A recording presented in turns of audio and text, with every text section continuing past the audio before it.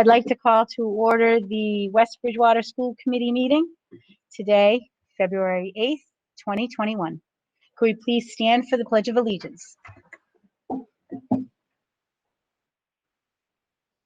I pledge allegiance to the flag of the United States of America and to the republic for which it stands, one nation, under God, indivisible, liberty and justice for all. And a moment of silence.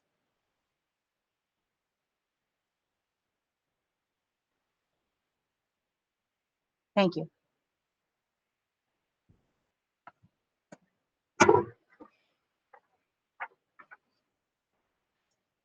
In accordance with the governor's order suspending certain provisions of the open meeting law, Mass General Laws, Chapter 30A, Section 20, relating to the coronavirus outbreak emergency, this meeting is physically closed to the public to avoid group congregation.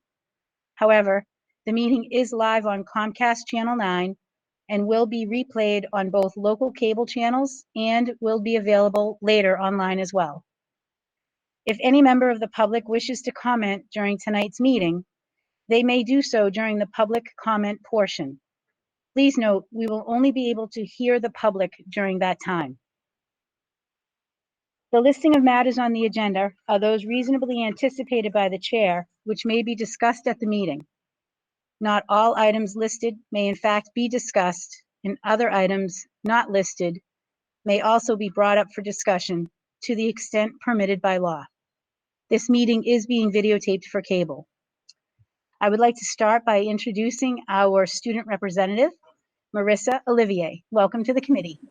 Hi, thank you for having me. Next on the agenda, I would like to have a motion to approve the minutes from our last meeting of January 11th, 2021.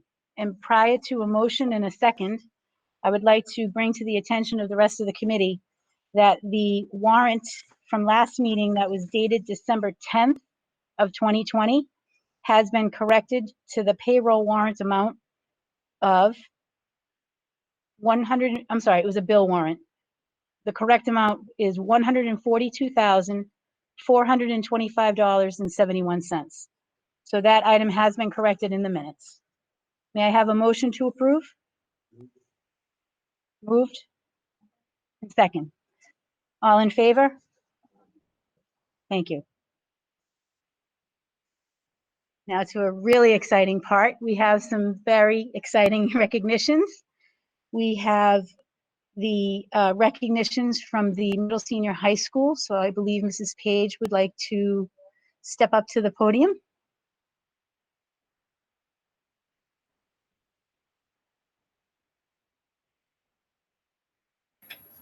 There we go. Thank you. So every year, the Veterans of Foreign Affairs has essay contests for both students at the middle senior high school level. This year, we have 3 winners here from our school. We have 2 middle school students. And the theme for the middle school was, I just lost it. What does patriotism mean to me? We did have a presentation here in the building. They came over, we took some nice pictures in front of the history wall, but we also thought it'd be great to have you recognized here at the school committee meeting. So Colin Mayer, you want to come up, Colin, and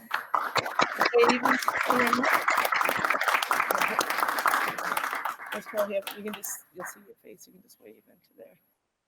Congratulations. The COVID way. Thank you. Thank you, Colin. And then Grace Snell was our other 8th grade middle school.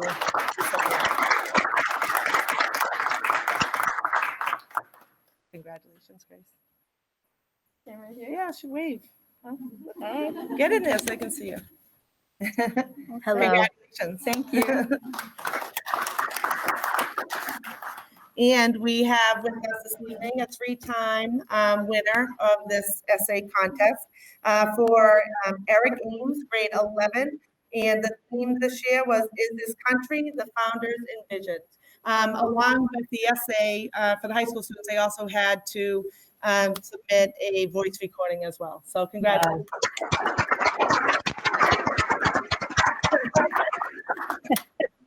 We're very proud of our students here, and congratulations to all of you. Thank you, Mrs. Page. Congratulations, students. Amazing writings and a lot of hard work. So thank you for coming in to take some time so that we can recognize you for all of your hard work. And now we also have, this is not on the agenda, but we have another special guest with us, who's our state senator, Mr. Walter Timilty. He would like to have a few minutes of our time to speak about some other exciting times with our sports teams that Mr. Timilty had a chance to enjoy. Thank you again, parents. Thank you. Mr. Timilty. Thank you, Madam Chair. Thank you very much. And Mr. Flynn, thank you for the invitation. And of course, to our superintendent, distinguished members of the committee, and of course, our student school committee woman, thank you. And I must say, it was a privilege to watch your students being honored for their writings. Every time I have had interactions with your students here in the West Bridgewater Public Schools, I always come away incredibly impressed. And to that end, it's been my privilege to host student interns at the State House in West Bridgewater, most notably Mr. Flynn's daughter, Hannah, who did a wonderful job out of Providence College. I'm a Boston College grad, but we still loved having a Providence College grad. And to that end, back in February, late February, February 27th to be exact, myself and Representative Dubois hosted your West Bridgewater football team, high school football team at the high school. At the time, Mr. Broadwell was our principal, and Mr. Flynn arranged that, and thank you very much. And of course, Mr. Coach Kogler and the whole team, Division VI champions. I have many photos here. I haven't counted them up yet for the players and the coaching staff and the desk. And I just want to present that tonight to the West Bridgewater schools. And I know that the school committee and Superintendent Bodwell will find the very best way to hand them out to our students, athletes, and of course, our coaches. So I will, Madam Chair, I will hand these over to whoever you would say best, but they're beautiful photos of the team in front of the grand staircase at the State House. And I see Mr. Bodwell is right there with us, along with the coaching staff, a very proud principal at the time. And I must say that your students, as always, and I've had the privilege of hosting students from West Bridgewater Public Schools in the past, just conducted themselves in an exemplary manner. So Thank you. Thank you very much. It's always a privilege to work with the town of West Bridgewater and for the town of West Bridgewater, and the children that you send to the State House, the students, are always wonderful ambassadors for the town. So congratulations on this championship team. Look forward to hosting many others from West Bridgewater, and thank you very much. Thank you, Mr. Timilty. Thank you for taking time out of your busy schedule with your assistant. We appreciate you coming in. Thank you. And I was remiss in not introducing someone who needs no introduction, by the way, but my district director, Keisha Adar. Yes, nice to see you again. Thank you. Thank you so much. And Madam Chair, who should I present the photos from the disc to? You could just hand it to Mrs. Smith. She's right there for you. That would be fantastic. Thank you. Thank you very much. Thank you again. Thank you. And again, look forward to many championship teams from West Bridgewater. Yes. And thank you all very much. Have a wonderful night. You Thank too. you. Thank you. I was gonna say, if you could put it on there. Oh, that looks fantastic. Can I be Vanna White? That's beautiful. Absolutely. That looks great. Thank you, Molly. Have to maybe find a nice place in the high school to put that somewhere. Yes. All right, so now that everyone's in a really good mood, let's go right to the superintendent's update and keep the flow going. Mr. All right. Bardwell. Thank you. Tough act to follow as always, but just want to give a little update on school choice. The applications are coming in. We have, as of this morning, 75 applications at all different grade levels. We have not yet decided which grade levels will be open. We'll start looking at the data from each of the schools and see where we can responsibly add students.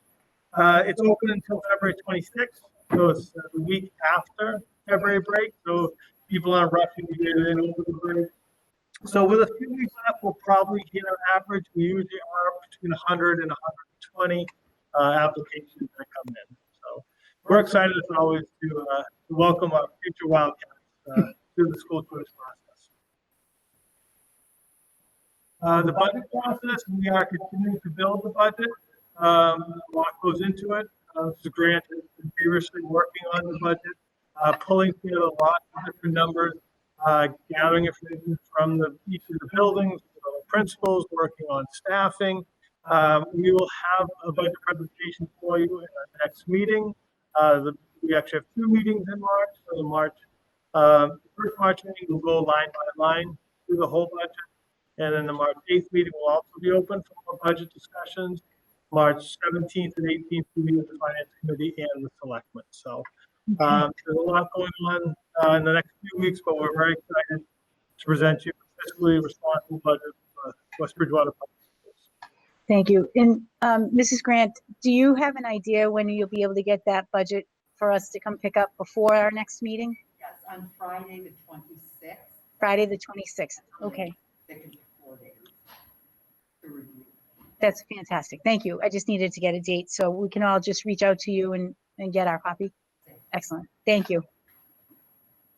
And Mr. Bodwell, next on your update Is is, the return to school update. So I have a number of slides, and I'll preface going into the slides saying that this information we'll post out somewhere too, because I know some people are listening in, so it's hard to just listen. So if they want more information, we can certainly share this portion of the presentation so everyone gets to see the same information, or they may get a chance to watch it also on cable.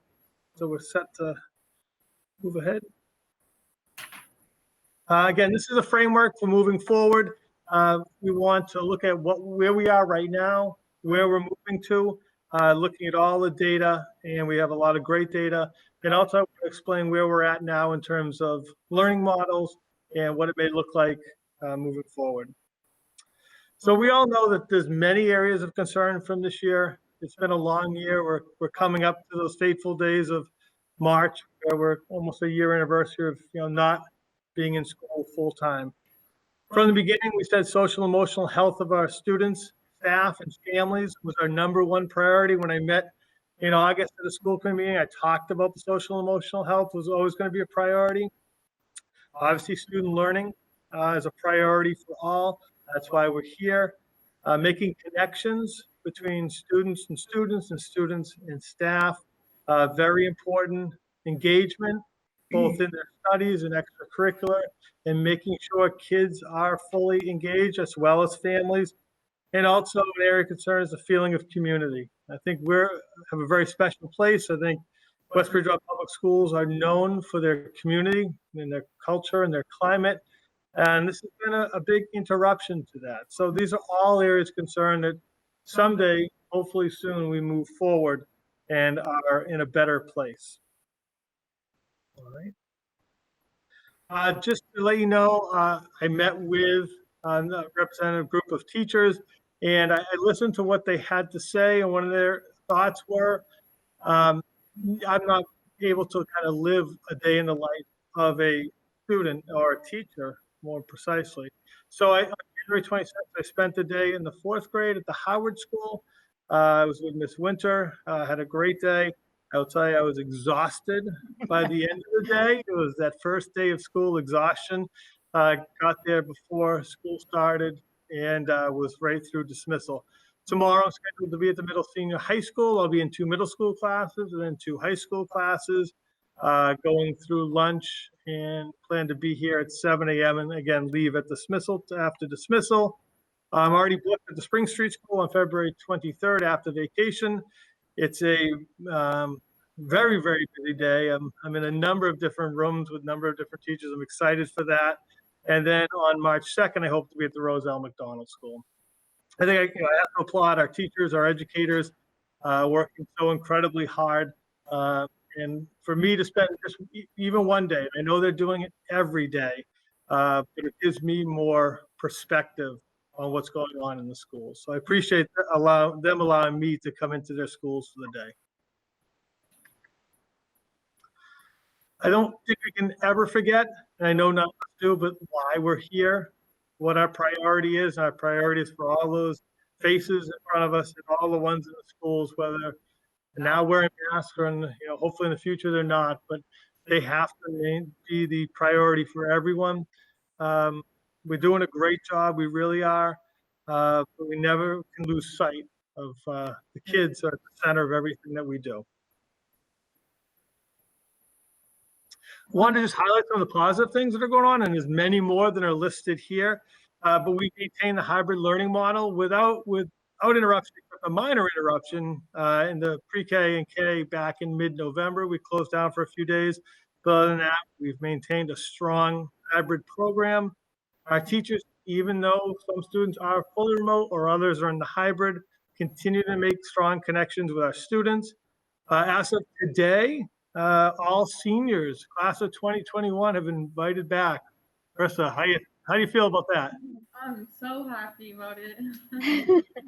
Is it good to see? I know we've had more and more coming in, but it's been a positive experience to officially kind of welcome everyone back. Definitely. Good. It's good to be with my friends the last year too. Good. And Mr. Page and Mr. Frost have done a great job filling in those gaps and filling those spaces. And I thank everyone for their patience there. We had a great senior event in January, senior dinner, socially distanced and responsible, but the kids did a wonderful job. And I know this week we have a socially distanced drama event coming up. So 5:30 to they have to cut tickets free. excellent. In all schools, the principals have done a nice job of adding in our high needs students at all grade levels, which we're calling cohort C, coming in 4 days to fill up the capacity in the rooms. And you walk through an elementary classroom and they look very, very full. There's very limited spaces available. And the middle senior high school and student athletes have successfully participated in the fall season. We're finishing up the winter season and we're moving into the fall 2 season. So it's been nice to have that outlet for our kids. It's nice to have the drama outlet. So amidst everything that's going on, there's still some positive happening for our kids. I want to share now some data. Actually, I don't know why. Oh, you know what? Some of the stuff I made a change that didn't reflect it, so you can skip over that. There's just some COVID data that we've accumulated for this year. And it just lists the school and then the total. So at the Spring Street School, we've had a total of 10 cases, 5 students and 5 staff from the start of school September 16th, and this goes until Friday. Roselle McDonald, 14 students and 4 staff for a total of 18. Howard School, 13 students and 5 staff for 18. At the Middle Senior High School, 49 students, 6 staff for a total of 55. All total since September 16th and through today, we had no cases today. We've had 81 students test positive and 20 staff members for 101. And this is teachers, support staff, cafeteria staff, maintenance staff. We're counting all staff included and all students in the building. So just want to provide a snapshot of where we are with our numbers. This is all available on our dashboard. A huge thank you to Julie Diederiksen for all her hard work to keep that dashboard updated. Right now, if you look at it, we've had 2 active cases in the district, 2 students. So this just shows a graph of where we are since September 16th up until the present. For those of you who can't see it, there are some jumps around the times that we were told that there would be some spikes. If you look closely, you'll see that the first dark line are 2 cases, and a maximum number of cases that we had reported on one day was 7 back in January, and it's fluctuated back and forth with certainly days of 1 or 2 and other days with 0.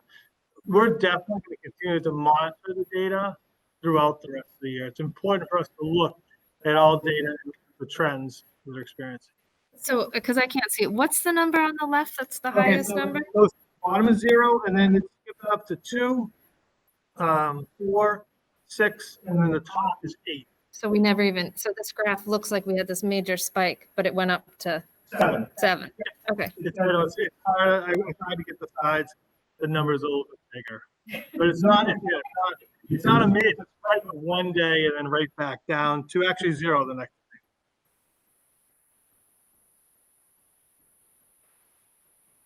All right, then I want to report on the February survey. Thank you to all the people that have responded to the survey. We had 918 responses. It closed last night. And to be honest with you, I closed this morning because I didn't close it out last night. So early this morning, I first cut up, I closed it out. 918 responses, I think, is a pretty decent number.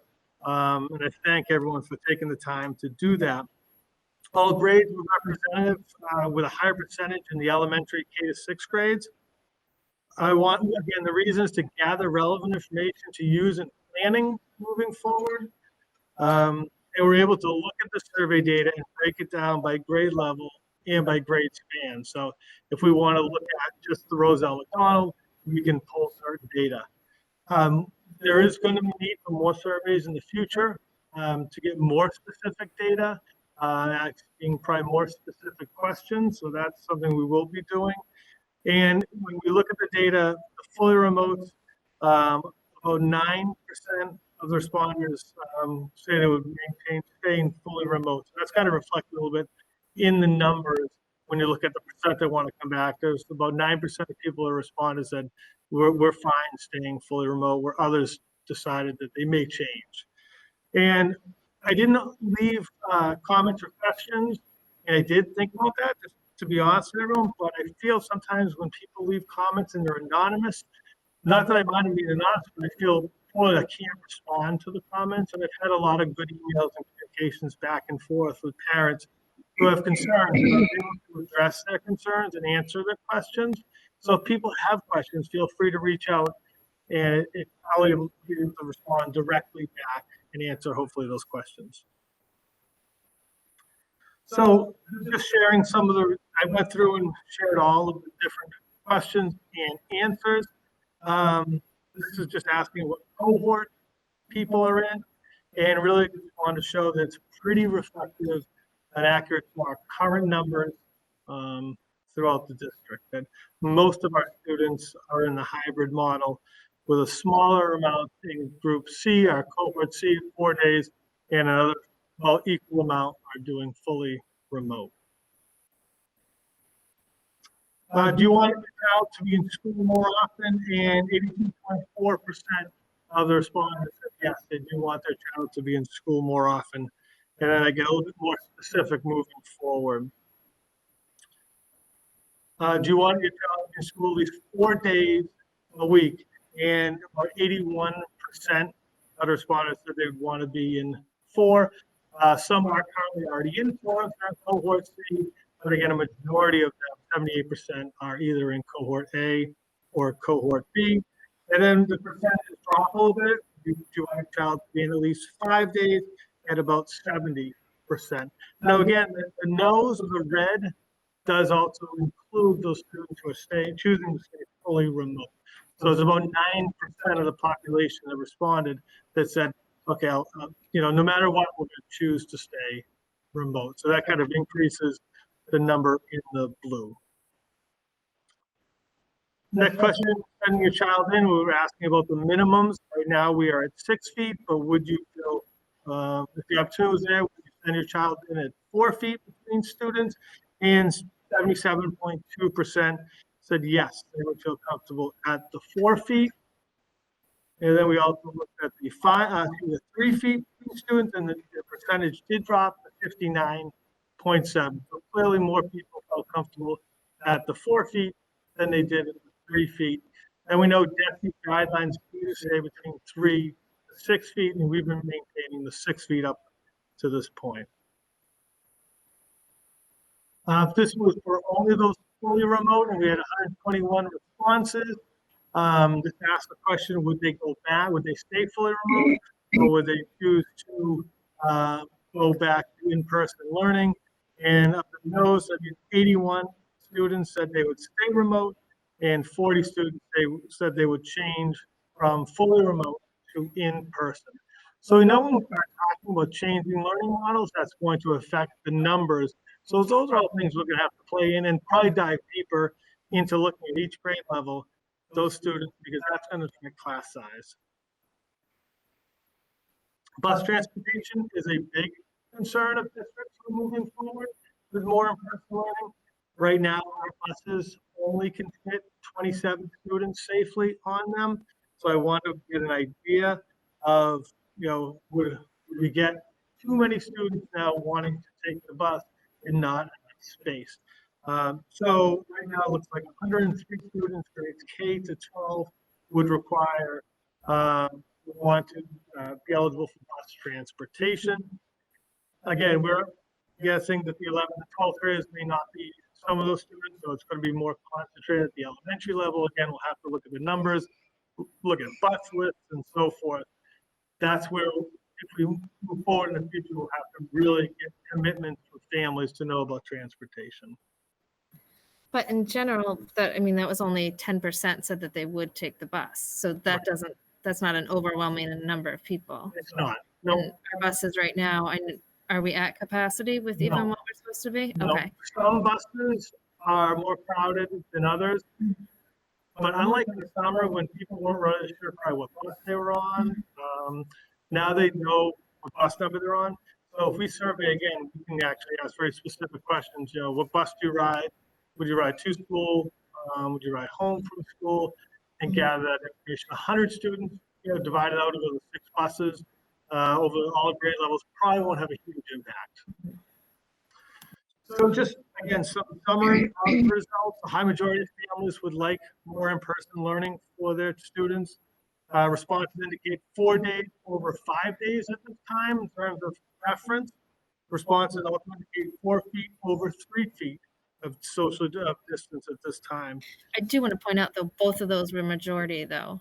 They still work. Yeah, even at 5 days, even at 3 feet, we still had majority of the parents were saying yes to both of those things. Absolutely. A majority of full remotes would want to stay in that model. And we need to accommodate those students who are coming back. So we need to have the spaces available. And as I said before, bus transportation is a concern. DESE is considering changing their guidelines on bus transportation. I think we should hear more this week on that. So I wanted to do some looking at the schools at both 6 feet, where we're at now, if you were looking to return full in-person learning, and at 4 feet. So the first bunch of slides are looking at spaces and costs associated with maintaining 6 feet of distance, but bringing back students full time. First grade level is the kindergarten. This one is honestly the most complicated due to a number of different factors. But currently we have 4 in-person classrooms, 1 hybrid teacher who's part-time teacher, part-time IA, and 1 fully remote teacher. If we were to bring back all the students at 6 feet, we would need to add 2 classrooms. We would still keep the remote teacher, but to keep our classes at 16. Each room is kind of an individual room. There's no standard room, although there's different number of seats in each room, but they average 16 and 18, and some are even smaller. I think one kindergarten classroom is like 14. So we have to look at the number of seats that we can safely fit at 6 feet. We came out with an average of 16. If we were to do this, we would have to, at Spring Street School, make classrooms in the cafeteria and utilize a remote classroom. Next, the teacher would go somewhere to another teaching location. We would need 2 teachers, 2 kindergarten teachers, 2 instructional assistants, and a part-time instructional assistant to replace a teacher that goes from the hybrid to the classroom. There are asterisks there because there's also some replacing of other pieces in there. There's also technology costs associated with adding projectors, laptops, and supplies. And the IAs are important because at the kindergarten level, we've always had a teacher and an instructional assistant in every kindergarten classroom. So the total cost to bring back the kindergarten at 6 feet, all students would be $71,000 we're anticipating. And that's just for the remainder of the year That's from, the remainder of the year. say, we start at like March 1st, or what did you estimate the time? The more days go by, we would decrease the amount, just due to the staffing. Basically, what we've done is we've taken, we looked at the bachelor's step 1 salary, and we've cut it in half, and we're decreasing it over time. That's probably the most expensive. It would go down from there. Okay. But starting, the 71,000 was an estimate starting like after school vacation. I use like March 1st. It's just a starting. For the Roselle McDonald, we would use a hybrid teacher because every grade level. Roselle McDonald has a hybrid teacher who is teaching students when they're at home. And we would need to have that teacher become a full in-person classroom teacher. And we'd add one other teacher again, because we couldn't fit enough students in each of the classrooms. To the far right are the spaces that we are assuming we could use. These are very flexible. They could change grade levels, but just to give an idea, in grade 1, we would use the computer lab. Grade 2 is our bubble class, which is larger anyhow, so we would use the hybrid teacher, but still need to have 2 more teachers using the art room and the library.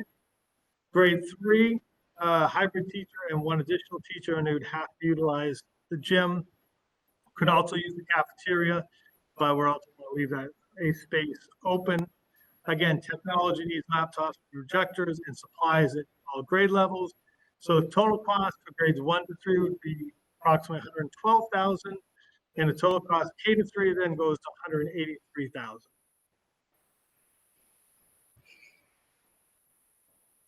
At the Howard School, we would be adding a classroom teacher to each grade level. We could put one in the cafeteria, the gym. We would move a classroom to the Learning Center to another classroom because there's less kids in there, and free up a classroom space in the 6th grade wing or 5th grade wing. And we would use the art room. Again, adding technology and supplies. The Howard School will cost approximately $82,000. The total cost for grades K to 6, so our elementary, is approximately $265,000. Say again, estimating from March 1st to the end. To maintain the 6 feet, to That's maintain maintained. 6 feet of distance Yes. and getting kids back in 4 days, 4 or 5 days. 4 or 5. It's 4 or irrelevant 5. at that point whether it's 4 or 5. It wouldn't change the cost. The 6 feet issue. Correct. Or variable. So, yeah. So that is, again, keeping those distance and keeping the numbers between 14 and probably 18 at a max. Some concerns of full in person, we have at 6 feet, finding 8 high-quality teachers and 2.5 instructional assistants who would be able to come into school at that time of year. I think would be difficult to get the best teachers for our kids. We would have a lot of movement of students to different classrooms. You'll see movement at 4 feet, but there's much more movement out of classrooms that they are, with a teacher that they know pretty well by the time we have to be moving a lot of kids around. I think technology will only be necessary for a short period of time. Some of that will not be necessary, hopefully, next year. And the cost of $265,000 is a cost. I'll go into that in a minute. That's just unanticipated cost and funding we don't have. So then I want to do a comparison looking at our schools at 4 feet of distance. 4 feet of distance between students and teachers to students would still maintain the 6 feet in both scenarios. So both when the kids are at 6 feet and the students are at 4 feet, there'd always be 6 feet of distance between teachers and students. So if you look at it, the kindergarten would use the remote classroom. There would be no additional staff. Grades 1, 2, and 3 would use the hybrid classroom and no additional staff. So that hybrid teacher who is currently teaching, so the kids know who this person is because they're teaching them when they're at home. So and they've been our teachers all along. They volunteered to do this hybrid. So there would be no adding of staff at the Roselle McDonald School. Grade 4 is a bit of a bigger classroom, and some of those classrooms are a little bit small, so they would need to add another teacher. They would use the remote classroom. Grade 4, 5, and 6 does it a little bit different. All schools do it a little bit different, but they go and they teach in a classroom that's empty. They would use that classroom, but then they would have to find another classroom for the 4th grade. 5th grade and 6th grade would be using that remote classroom, but need no additional staff. There is a need, though, for an elementary specialist teacher. That teacher would provide some of the prep and planning time for the elementary staff. So we would need that to fill in the gaps. So the cost for grades K to 6 at 4 feet is approximately $52,000. So I tried to do a little comparison. 6 feet, all students would be in school. We'd need to add 10.5 full-time equivalent staff, 8 teachers, and 2.5 IAs, which would all be new to the district. We'd need to add additional technology and supplies, be a movement of a lot more students. There would be no issues with close contacts. We would follow the same guidelines, 6 feet, and there would be no changes to lunch because of the one important factor is if you need to have 6 feet when you're eating to be unmasked. So it wouldn't change lunches at all. At 4 feet, all students would be in school. We would need to add 2 teachers. There'll be minimal movement of students. I'm using current hybrid teachers. The students will know and be familiar with all the current West Bridgewater teachers, excluding the 2 new teachers. We would need to have 6 feet at lunch, so they would have to have some kids eat in the cafeteria or an alternate space and some in the classroom, so it wouldn't be all in one location. And there would potentially be more close contact because now they are within that 6 feet. So students, if a student tests positive, then the students that are surrounding them, they would presumably be within the 6 feet for more than the 15 minutes. The cost for the 4 feet would be approximately $52,000. So there's clearly a difference of over $200,000 in the 2 different models. At the middle senior high school, students in grades 7 to 12, they do the same type of schedule as they do at the elementary level. For those who don't know, the middle senior high school uses a rotating 4x4 block schedule where students change classes every block. They have 4 classes one day and then 4 the next, taking a total of 8 classes. Where our elementary students stay in the same class, our middle school and high school kids are moving throughout the day. At the elementary model, again, the teachers go to that particular classroom. At the middle senior high school, class size varies depending on grade level and subject matter. You could have a class of 15, have a class of 12, and you could have a class of 24. So there's much more variability. And middle senior high school teachers do teach in-person students, hybrids, they're hybrid students and the remote students all at the same time. So their teaching load or what they do is a little bit different than our elementary teachers. We look at it, again, trying to look at it 6 feet for the for students and for staff. So we looked at each class during each block of A to H of the 8 classes. We checked to see how many classrooms would be over the number of students at 6 feet. And the average 18 classes per block would have more students in available space at 6 feet. So to bring back all students at 6 feet, these students would need an alternate learning space. So if a classroom fit 18 and now there's 20, 2 students from that classroom would need to go here to the learning commons or to the cafeteria or the auditorium. And we have to take those 2 to be 6 because if it's only 16 and there's 20, 22, 24 in there, we would have realistically a very difficult time finding spaces for all these kids. And we can bring back seniors now, and we have a lot of trust in our seniors. And if they are over that limit, someone like Marissa, she's going to go find a place to learn and be very responsive. Our younger kids that may be a little bit more difficult. So we want to acknowledge that fact. At the 4 feet, again, looking at the same schedule, checking to see how many classes will be over the number. We might go from 16 in a classroom. Now we can fit 20 in a classroom because they're at 4 feet rather than the 6 feet. And again, the teachers maintain 6 feet between the student and the teacher. It came down from 18 to an average of 8 classes that would have more students in available space at the 4 feet. When we looked a little bit deeper, the administration did a good job telling me that the average was about 3 students over the limit. So that means that any given day, any given block, there'd be about 24 students that would be over the limit at 4 feet, and 24 students out of a building that's housing 600 or so, minus the remotes. We'd have a couple of teachers. We could set up something where they go to spaces and they socially distance properly, and they sign on to those classes, auditorium, learning commons, and so forth. So again, looking at 6 feet, again, all students would be in school. We would be adding no new staff. Staff would need to teach in person and remote. They wouldn't be, teaching other kids who are hybrid. So the number of students who are outside of the classroom would be less than it is right now. No issues with close contacts at 6 feet. No changes for lunches.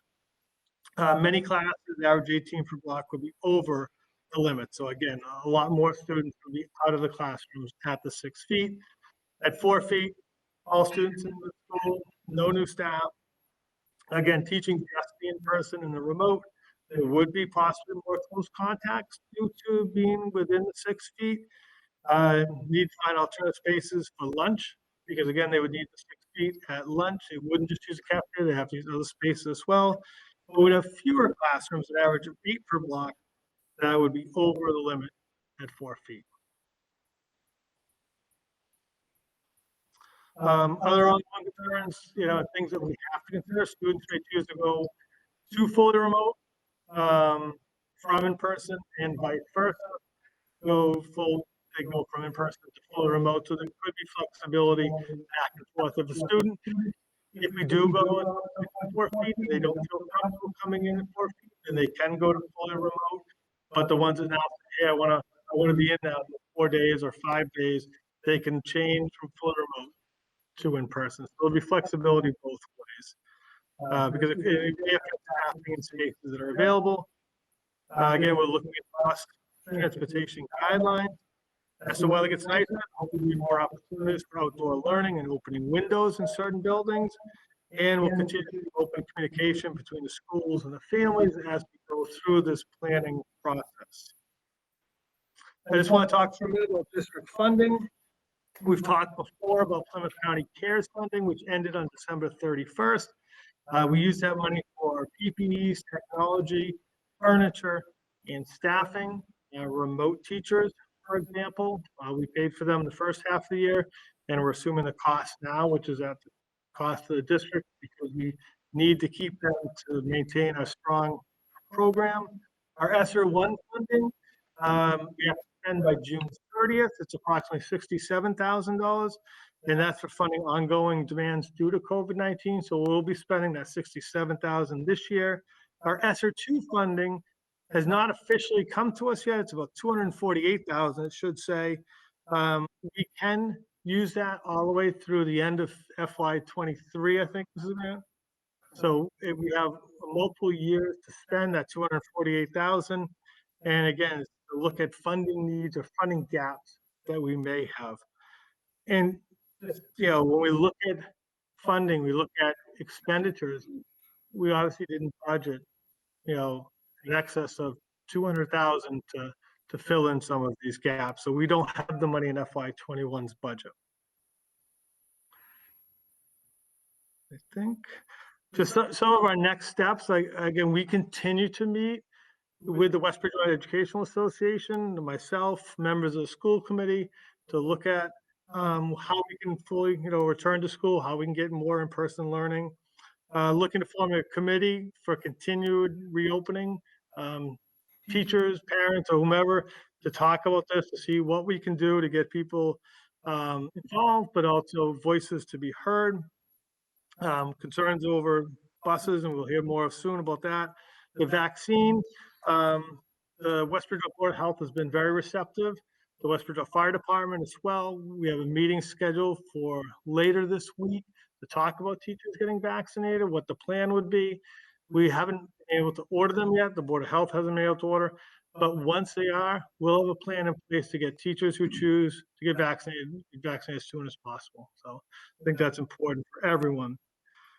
We want to look at responsible phasing, K-6 and 7 to 12, and there may be different phases that go along with that. And again, ongoing communication between the schools and the families. I know people want timelines, and I know we've talked about this before. I know there was a question that came up, even as far back as August, looking at our reopening plan. Well, when could this happen? Again, we weren't able to get firm dates in. I think part of it is we have to work with the teacher to find out what we can do, how we can move forward. But I think tonight I really just want to try to gather some of our data, look at our COVID data, look where we're trending, I wanted to look at the survey results. I wanted to be able to see what the parents and families were thinking, because I think without the survey results, we're kind of missing a huge piece of this, because we need to listen to what they want and what they have to say. And then we look at how can we do it? How can we do it at potentially 6 feet? And what are the positives and what are the negatives? And how could we possibly do it at 4 feet? What are the positives? What are the negatives? And then taking things in again, like the vaccine, and more data, more information, again, to make a responsible decision moving forward. That's all I have. I wouldn't say that's all that you have. Mr. Bodwell, that was such a thorough presentation. So I thank you for your time. And I believe that this is information that our district needed to know when they're making their decisions. And that if I think families feel like they're just answering surveys and they're not going anywhere, you just put it all together. So that's a lot of information for everybody to try to figure out. And I think just the bottom line is everyone's safety. So thank you for doing that. You're welcome. And again, there will be questions, and I anticipate questions, and I'll try to be as responsive as possible in terms of answering them. And I think what we did at the beginning of two, we did a frequently asked questions, so I can, once I start getting similar questions, I could post out the answers, so it may help people, so I don't have to repeat the same answer. But again, I always feel if parents have questions or concerns, they need to reach out, because we'll do our best to address them. Sometimes they may not always like the answer at the moment, but we'll do our best to get them information. And again, we're in it for the kids. They're the most important thing. That's why we're all here. The safety of everyone, again, as you said, of utmost importance. But we're focusing on the kids and getting them educated, social, emotional health, everything that goes along with it. I also wanted to say thank you, Mr. Bodwell, for getting all this data together. I know you've been working above and beyond during the pandemic. I drove down Spring Street well after normal hours and saw your light on and your car being the lone one in the parking lot. So all of your efforts and time that you've been putting into keeping our kids safe and working to get them back in school more has not gone unnoticed. So thank you from me as well. You're very welcome. Again, part of a team, all working together, and that team includes students, families, and our staff too. But thank you, I do appreciate it.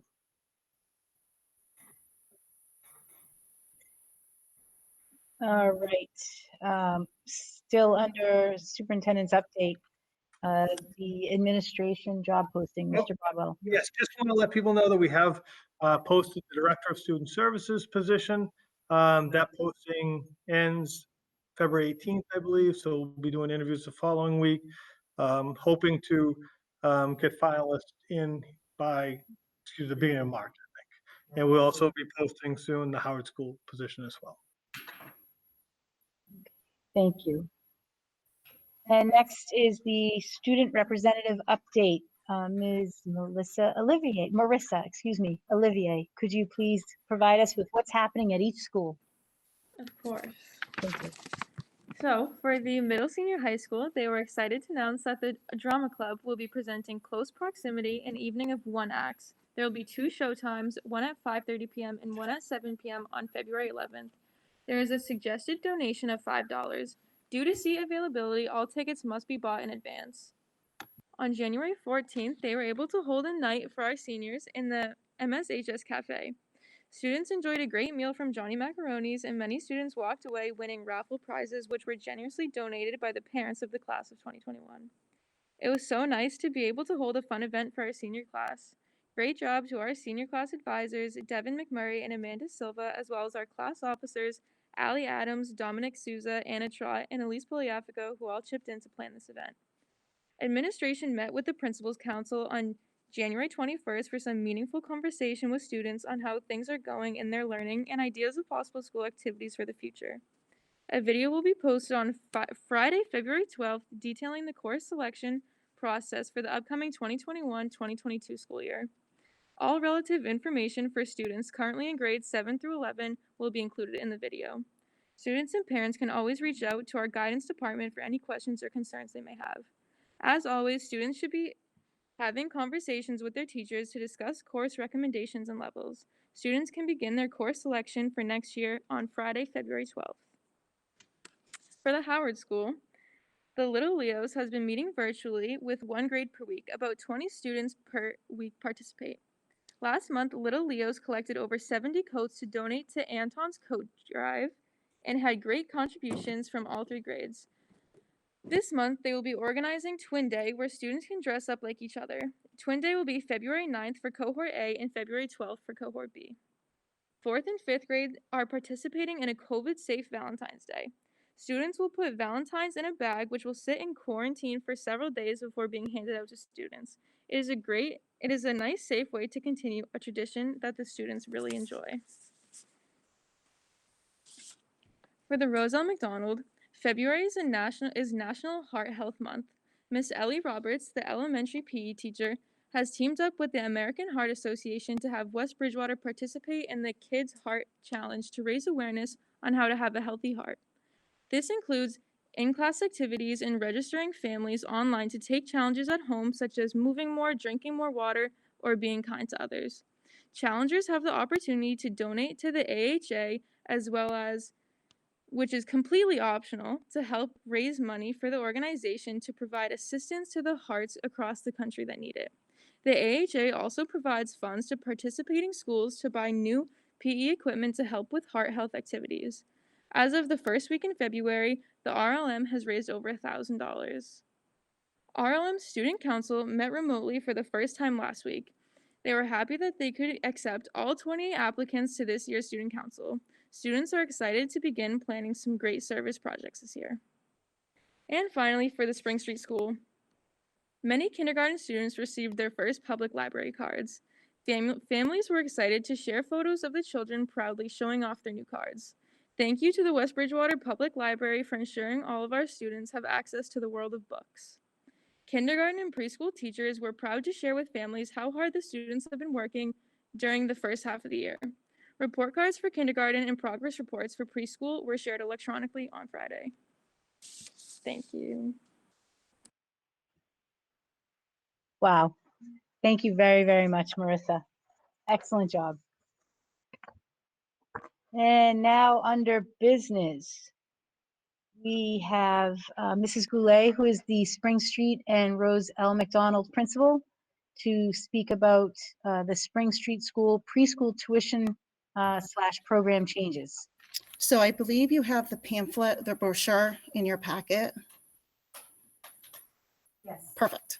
So proposing 2 major changes to the preschool program for next school year. We want to add some more options to families. So we're looking to add 4-day afternoon classes and a 3-day extended day. The 3-day extended day would be more like a pre-K program. And then the second change is a much needed tuition increase. I think it was $50 a month. Right, it breaks down to $12.50 per week. So for the 2-day and the 3-day, it was the same cost? It was a $50 increase a month. Oh, a $50 increase a month.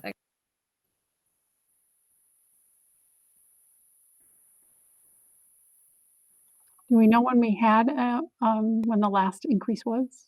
I believe it's about 3 years ago. 3 years, okay. Just curious.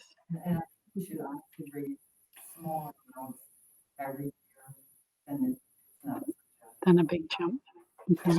So in case the people who are calling in couldn't hear, that was Mrs. Grant, our business manager, and she was stating that the last increase we had was 3 years ago. Is that correct? Yes.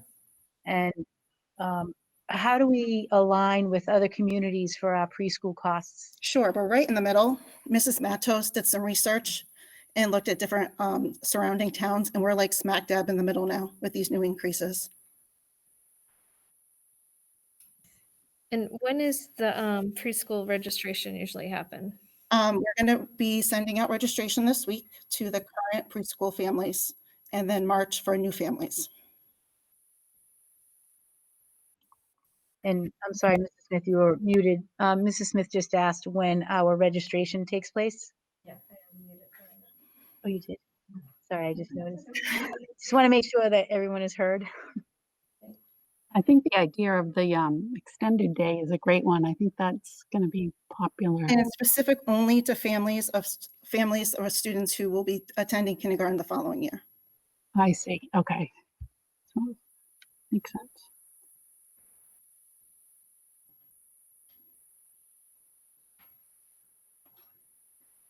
Does anyone have any other questions? This is actually a voting issue. If you would like some time to review what was presented and we could vote on this next month, we may do that. Or if everyone's questions are answered and you don't need any further time to review the materials that were provided, then we may take a vote. Are we comfortable taking a vote, or would you like to put this on to next month? Everyone, I'm okay with voting. may I have a motion then? I'd like to make the motion to approve the preschool. tuition. Oh, sorry. I'd like to make a motion to approve the preschool tuition program changes as set forth by Mrs. Goulet and Mrs. Grant. Second. It was moved in second. Any further discussion? All in favor? Aye. Aye. Excellent. Thank you so much for your time and energy on that. And next under business is the homeschool application presented by a Director of Student Services. This is Kathy Marble. Hi, am I muted still or? You're unmuted. You're good. I've given you an updated packet for the homeschooling. We did receive one additional application. I've reviewed it and it does align with the school's policies, so I would recommend its approval. And just to be clear, this is just an inclusive list of all of the homeschool applicants. You've only added one. Yes. One additional one since the last time that I've asked. So I'll make a motion to approve the homeschooling request as presented. Second. Moved second. Any further discussion? All in favor? Aye. Aye. Great. Thank you, Mr. Marble.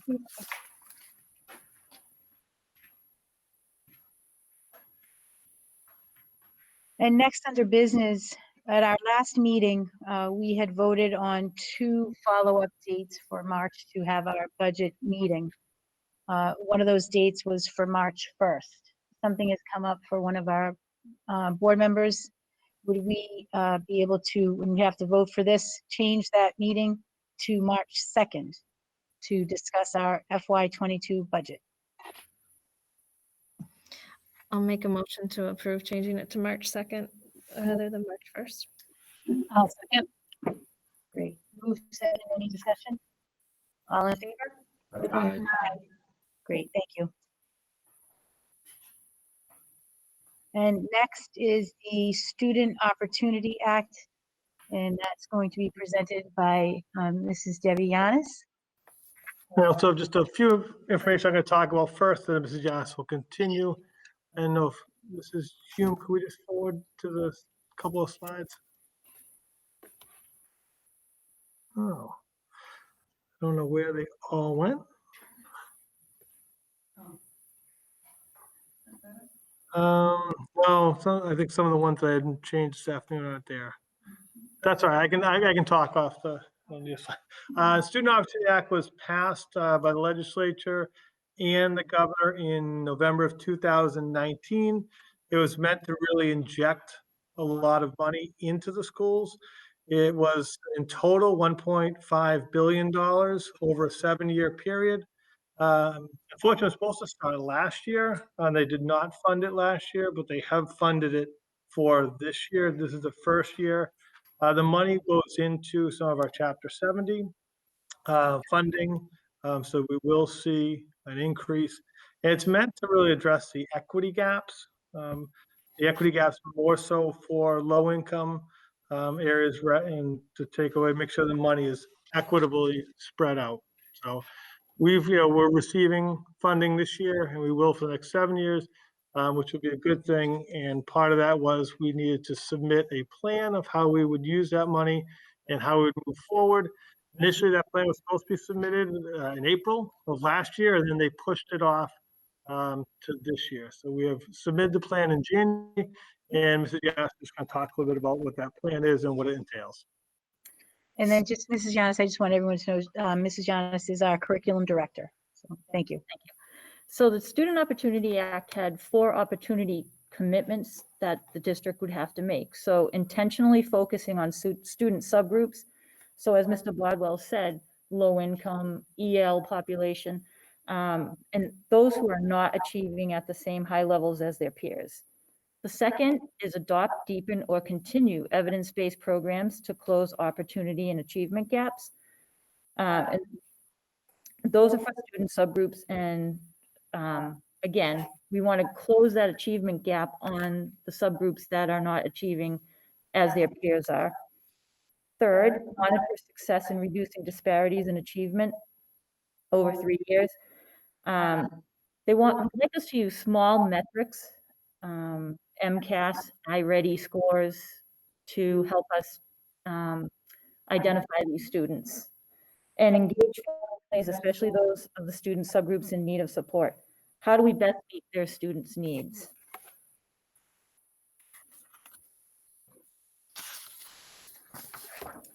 So with that being said, in the fall of 2019, we had a meeting. It involved administrators and Title I teachers, and we looked at 3 years of MCAS data. We noticed that the Title I students were performing lower than any other subgroup at the Howard School. In fact, on average, 64% of 4th, 5th, and 6th grade Title I students scored not meeting or partially meeting standards in English language arts. And on average, 84% of 4th, 5th, and 6th grade Title I students scored not meeting or partially meeting standards in mathematics. So we're going to try to do a few things well and use evidence-based opportunities. And on the next slide are some of the things we would like to do. So how are we going to do this? Power Hour. We started this last year, and then we started it in, I think, December or January, and it was running quite well, and then we had to stop because of the pandemic. It's an after-school enrichment for Title I students, and it was taught by Title I teachers, some instructional assistants, and actually some high school teachers came down to help us. We decided we were going to follow an inclusion model of push-in services for Title I students. In years past, the students were pulled out of the classroom. We feel it's more beneficial that the Title I teachers push into the classroom. We created a new Title I eligibility form. We would like to create student success plans. We started those last year. We'd like to continue those. We'd like to offer professional development especially for the Title I teachers. They're often left out of professional development because they are hourly. So we were looking at, they did attend some ST Math professional development this year, and we're looking at keeping them involved that way. High quality standards aligned curriculum. We're in the process of looking at new curriculums for our elementary level. And family engagement, and this is an important piece. We have coffee hours, and I noticed the school committee is now going to do a coffee hour as well, so that's great. I had my first coffee hour for Title I last week, and it wasn't that well attended, but hopefully the more we go on, the better they become. Continue Title I nights when we are out of this pandemic. Make sure our documents are sent home in the family's native language if they're EL students. Progress reports for the Title I students. Right now, we're using a very generic progress report, just with a list of skills that they've learned during the term.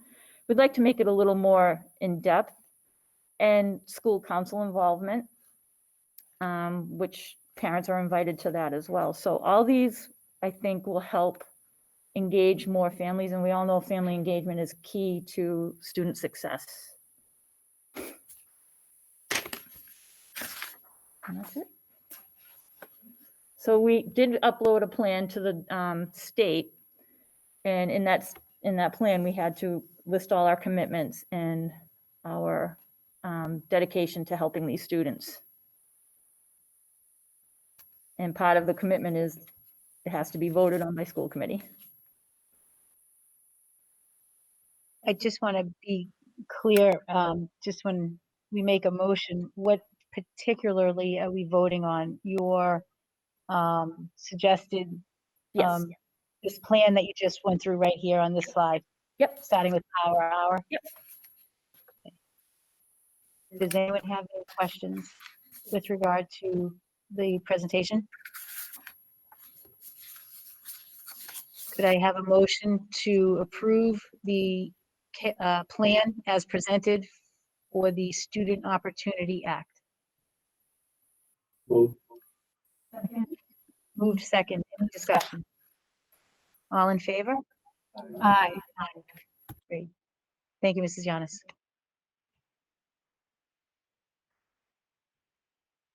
And next under business is the 2021-2022 school calendar. And I have Mr. Bodwell, please. So you all have a copy of the draft of the calendar. It's following the same protocols as in the past, with the start date being before the holiday. Very similar in terms of putting the open houses in, and other required dates. So if there are any questions or concerns, you can let me know. But other than that, it's a voting issue to approve that for next year. So I would like to see if the committee would allow for this to be tabled to next month. I haven't really had an opportunity to look at this with in depth and just try to see all the moving parts. Would that be? That's fine. I think the more eyes on it, the better. Try to make as few changes to that as possible. So I think that's fine to move it to next month. Okay, thank you. Next under business is the Middle Senior High School Program of Studies. Mrs. Page, who is our Middle Senior High School principal. Yes, thank you. You all should have in your packet a list of all the changes. Most of them are clerical changes. Every year we meet as a administrative group with the coordinators, and we go through looking at the courses in each of the departments to see, we alternate classes sometimes that are offered years. 1 year they're on, 1 year they're off, just so we can keep it new and be able to draw as many students into those courses as possible. So you'll see, and they have the page numbers there. Those that are just in the program of studies, which was shared with you, they'll be in red on the program of studies, and that will say not offered or added. We did have 2 new courses that were up for in addition to our program of studies for next year. One being in ELA, and the other being in the world language. For the ELA, it's called Diving into Disney. And where this came from, it's more for the underclassmen. It's the ELA teachers noticed that some underclassmen were having difficulties when analyzing literature. So they felt that diving, the name itself, diving into Disney is going to create a safe space for students to explore important concepts such as symbolism and theme without the pressure of reading through novels and having to analyze that way. So they become comfortable with being able to analyze and identify these themes. This again will be a half-year course. And then in world language, the cultural explorations in Spanish. And in speaking with the world language teachers, they felt that they were not able to fully expand and develop the thematic units in the half-year courses. So in Spanish right now, they have speaking Spanish as a half-year course and Spanish through film. Typically, it's the same students who are taking those half-year courses. So they collectively agreed, let's, create a full year course where we can get more, creating a year-long culture course so we can get more in depth to the units, incorporate possible field trips to performances, cooking demonstrations, maybe Museum of Fine Arts, etc. But be able to spend more time diving into those themes. So those are the two new additions for next year that they would like for approval. And all the others typically just some clerical stuff. Okay, thank you, Mrs. Page. And again, because this is a program of studies changes, that this is in the handbook, correct? It's in the program studies. Program studies. Yep. And that was shared with all of you. And all of these changes listed here are in red in the book. And because it's a handbook issue that needs to be approved or not approved with the school committee, may I please have a motion to approve as presented by Mrs. Page? Second. Moved in second. Any discussion? And all in favor? Aye. Aye. Okay, thank you. Thank you so much. And I should have probably said this at the beginning. Thank you, Mrs. Page. At the beginning of the meeting, our school committee secretary, Maureen Ellis, has asked for when we move in second, if we could just raise our hand a little bit so she could identify who's saying what with our masks on. I apologize, Maureen. I know you had asked for that in the beginning. I've been doing it. I noticed that that's what just reminded me. Thank you.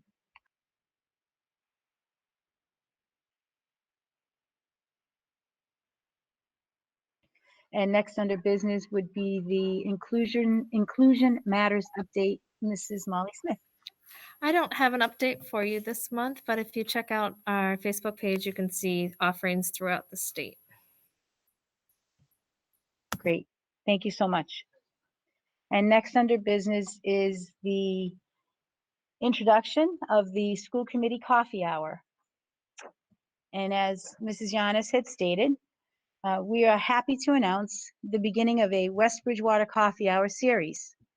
You probably are aware of all the other coffee hours that occur within the district. There's a superintendent's coffee hour with Mr. Bodwell, a director of student services coffee hour with Kathy Marble, now a Title I under the Student Opportunity Act coffee hour with Mrs. Yanis, along with some other coffee hours run by our principals in this district.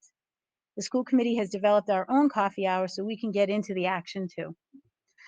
Our goal is to provide reliable information to parents and families in a less formal manner than during a formal school committee meeting, which is under the run of Robert's Rules of Order.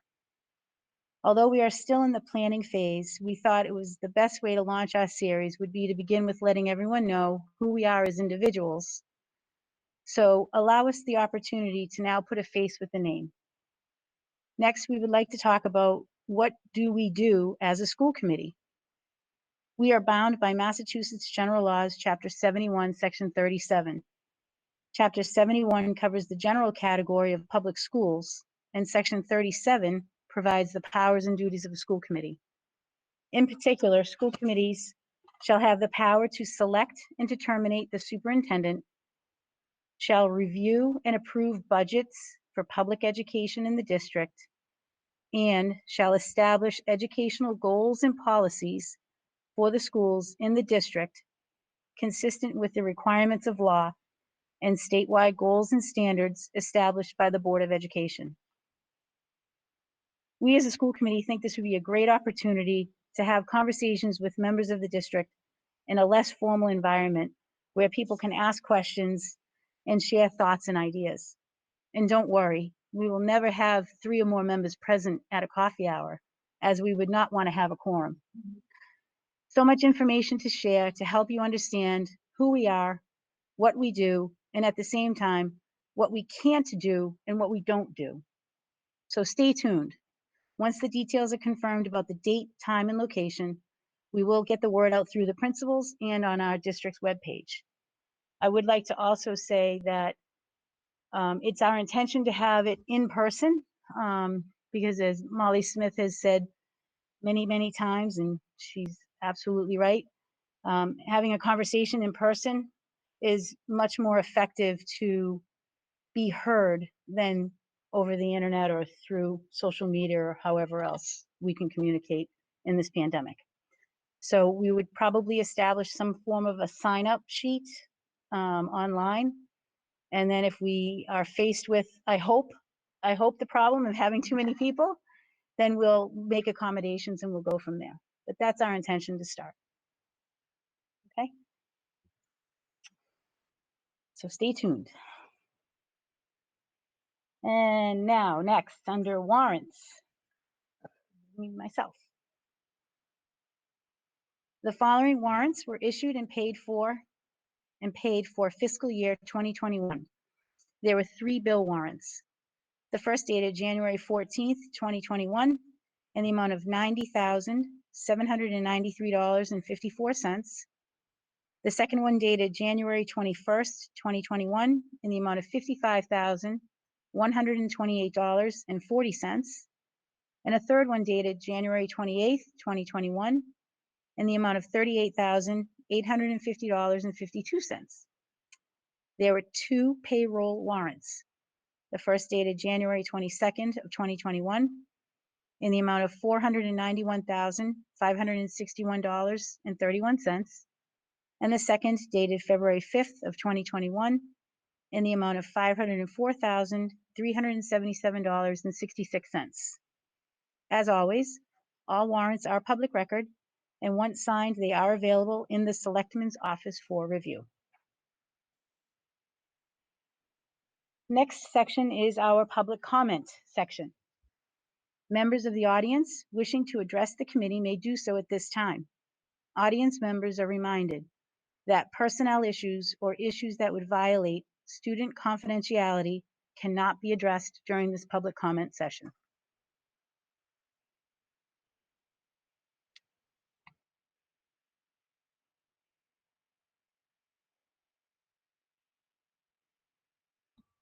Are there any callers that would like to speak?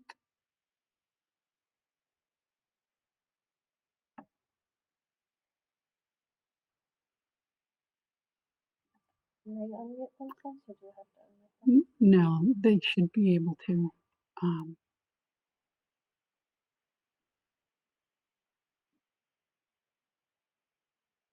Hello? Yep, go ahead. If you Hi. wish to speak, please just state your name before you begin.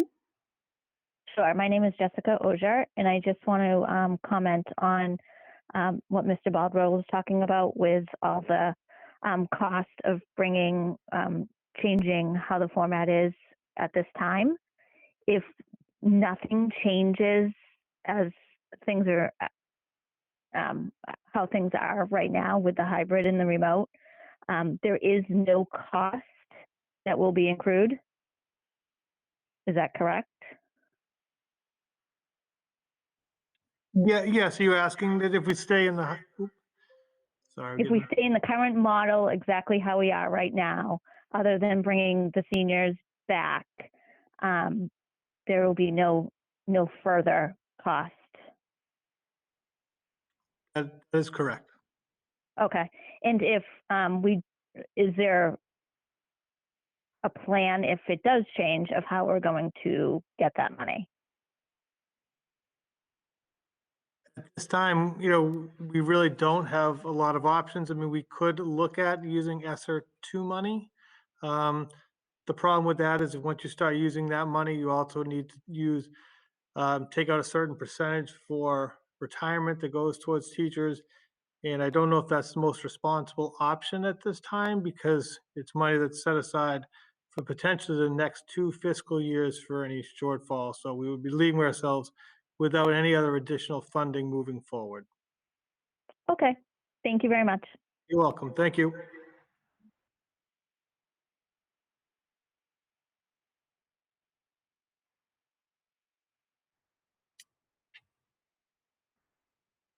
Do we have anyone else on the phone that wishes to speak?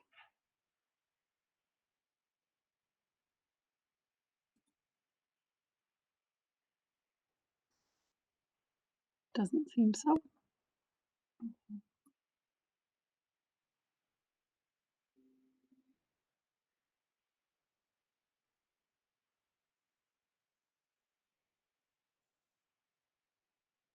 All right, so moving on then to the other for the calendar.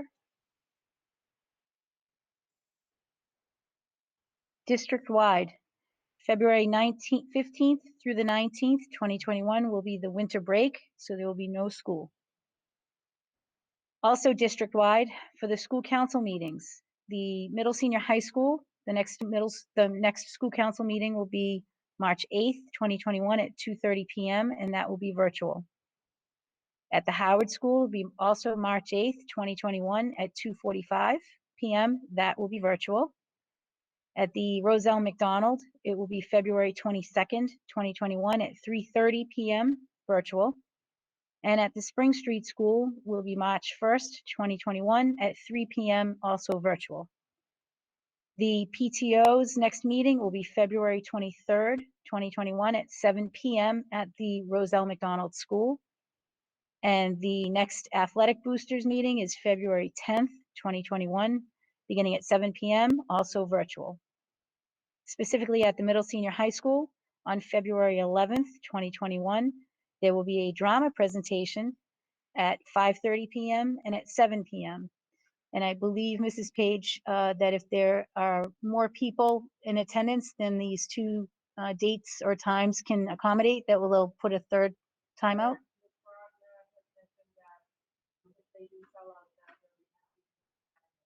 Okay, and I believe the tickets have to be prepaid for so they can figure out the numbers as well, correct? Okay, if you couldn't hear that, email Mrs. Brogner at ebrogner@wbridgewater.com. So sell those tickets, let's go. Are we not saying what the presentation is? Is that a secret? Okay, no, that's great. Listen, that'll sell more tickets, I think. And then also on February 12th at the middle senior high school is Mrs. Page's coffee hour at 8 a.m.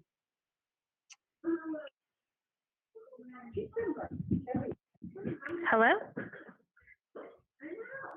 Hello? Hi, can we still ask questions? Sure, you need to identify yourself first, please. Hi, this is Angie McCormick.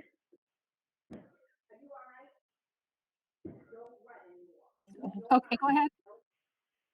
Hi, I was wondering, I know, first and foremost, I want to thank Mr. Bodwell. He's been amazing answering questions throughout this process.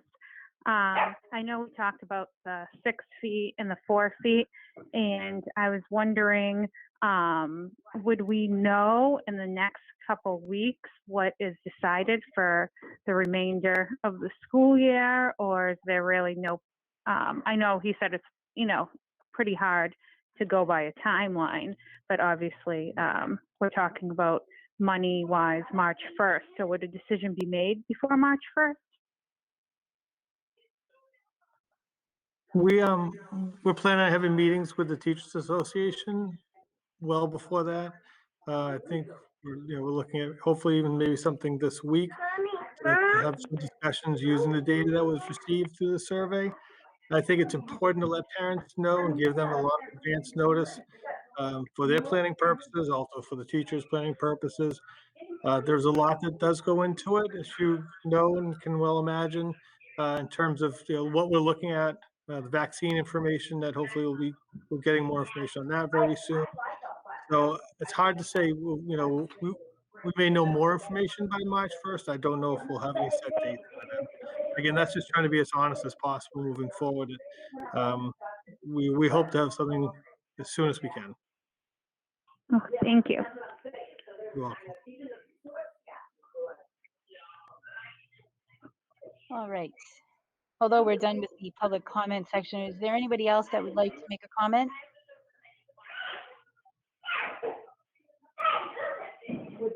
Okay, so under the last section is the next regular school committee meeting. Actually, ma'am, could you please mute your phone, whoever just called in last? Thank you. The next regular school committee meeting / budget meetings are scheduled for Tuesday, March 2nd at 6 p.m. for the budget here in the middle senior high school learning commons. And then our regular scheduled meeting will be Monday, March 8th, 2021 at 6:30 p.m. also here at the Middle Senior High School Learning Commons. Could I have a motion to adjourn?